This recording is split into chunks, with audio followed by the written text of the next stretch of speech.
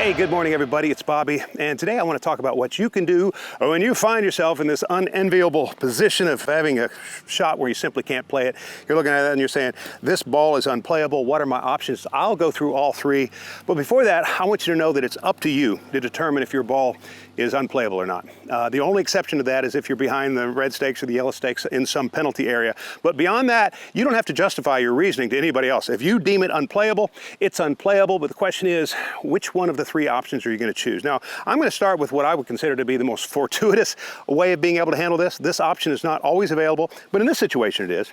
And that is where I simply take 2 club lengths from this spot. And what am I going to do? I'm going to put a tee in the ground where that ball rests so that I can remember it, because it's from there that I'm going to go out 2 club lengths, no closer to the hole. Now, the hole is that way today. So I'm going to come on this side of the tree so that I have a little room to swing. If I go over on this side, I might hit the tree. But over here, I've got a little bit better angle. If I drop from knee height and that ball stays within those 2 club spokes, then that ball's live and I'm ready to hit it. And that is option number 1. Again, the first option is at a cost of 1 stroke, moving out 2 club lengths, no closer to the hole. Let's talk about situation number 2. Okay, so let's talk about scenario number 2. Now, I'm not sure if you can see me in this shady area, but I can tell you, I can see my ball is unplayable. It's deep underneath those branches and there's no way I can get to it.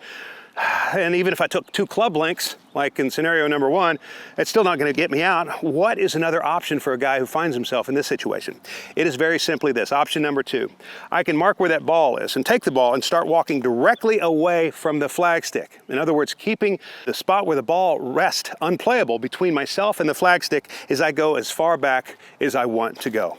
Now, it might be 20 feet, it might be 20 yards, or 50 feet, or 50 yards, or however far it is. Once I get to the point where I say, you know what, I can kind of get around this stuff now, that's where I drop. I drop it from knee height, and as long as that ball doesn't bounce around more than 1 club length, even if it's closer to the hole, then that ball is live and I'm ready to play it. That's a wonderful option. It does cost you a little bit more distance, and it also costs you a shot. And so that's option number 2. Go as far back on the line, keeping that spot where the ball rests unplayable between yourself and the flagstick, and drop it where you wish. What if you don't have any room though? What if there's no room to go back here? What if walking on this line, you find just more woods, more unplayable stuff, or out of bounds stakes, or a waterfall? What do? Well, that's when you're forced into taking option number 3.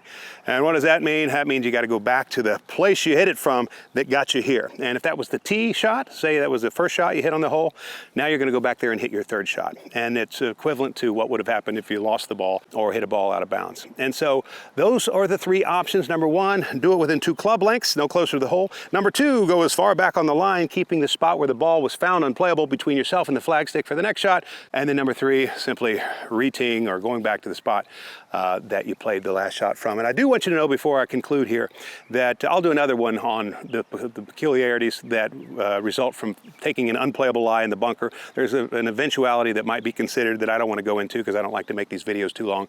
But 99% of the time, when you find yourself in an unplayable lie, what we covered here today will cover you. All right, I want to thank you for tuning in. I'll look forward to seeing you next week.